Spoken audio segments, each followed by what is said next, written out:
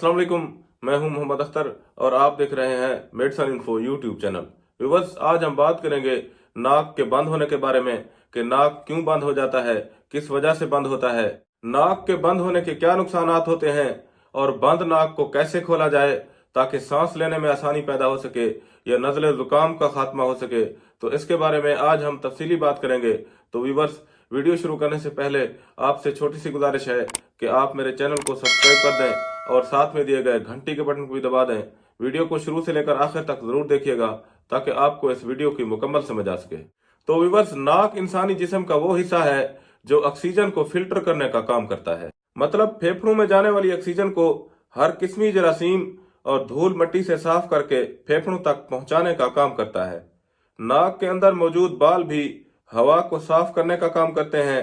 तो कभी कभार यूं होता है कि नाक की झुर्रियों में सोजिश हो जाती है, जिससे फिर नाक बंद हो जाता है और फिर सांस लेने में दुश्वारी होती है। या फिर कभी जब इंसान को नज़ला या जुकाम लगता है तो नाक में अंदर बलगम बहुत ज्यादा बनने लगता है और फिर नाक में सांस वाली नाली में इकट्ठा हो जाता है और नाक को बंद कर देता है। लेकिन ये वाली हालत नॉर्मल होती है, क्योंकि जब 2 या 3 दिन में नज़ला या जुकाम खत्म हो जाता है तो फिर नाक भी खुल जाता है, क्योंकि नज़ला जुकाम में नाक बलगम की वजह से बंद होता है।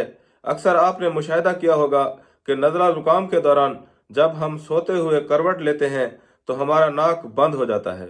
जब हम दूसरी जानब करवट लेते हैं तो फिर पहले वाली नाक की साइड खुल जाती है, लेकिन दूसरे वाली नाक की साइड बंद हो जाती है, क्योंकि ये नाक में मौजूद बलगम की वजह से होता है। क्योंकि नज़ला जुकाम के दौरान इन्फेक्शन की वजह से बलगम बहुत ज्यादा बनने लगता है और फिर इधर उधर होता रहता है। लेकिन जब बाद में नज़ला जुकाम से आराम हो जाता है तो फिर ये दोनों नाक भी खुल जाते हैं। ऐसी सूरत हाल नॉर्मल होती है और इसमें परेशान होने वाली कोई बात नहीं होती। कुछ लोगों की नाक की हड्डी बढ़ रही होती है तो इन्हें भी नाक के बंद होने की शिकायत हो सकती है।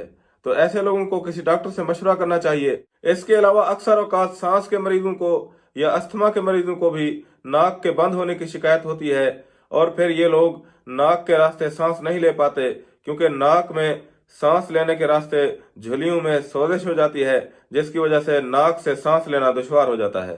तो ऐसे मरीज एहतियात करें और खुश्क इशिया का इस्तेमाल न करें, जैसा कि मुर्गी, भुनी हुई इशिया या तली हुई इशिया, चावल, बिरयानी, चॉकलेट या चावल वगैरह। इनका इस्तेमाल न करें। गर्म चीज खाने के बाद फौरन ठंडी चीज खाना या फिर ठंडी चीज खाने के बाद फौरन गर्म की चीज खाने से भी नाक के अंदर झुर्रियों में सोजिश का इन्फेक्शन होने का इम्कान होता है। अगर आपकी नाक बंद है और सांस लेने में दुश्वारी हो रही है, अगर आप अस्थमा के मरीज हैं या आपको नज़ला जुकाम की वजह से आपकी नाक बंद है, तो उसके लिए बहुत ही बेहतरीन नोजल स्प्रे हमारे पास मौजूद है, जो कि इस तरह के बंद नाक को फौरन खोल देता है। ये बहुत ही बेहतरीन नोजल स्प्रे है।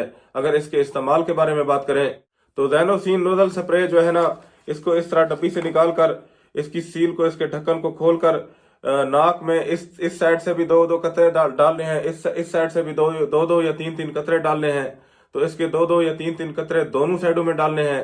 तो ये बहुत ही बेहतरीन नोजल स्प्रे है और इसके इस्तेमाल करने से नाक जो है ना फौरन खुल जाता है और सांस लेने में आसानी होती है। तो 65 रुपए इसकी कीमत है, जो कि आपको हर अच्छे मेडिकल स्टोर या फार्मेसी से मिल जाता है।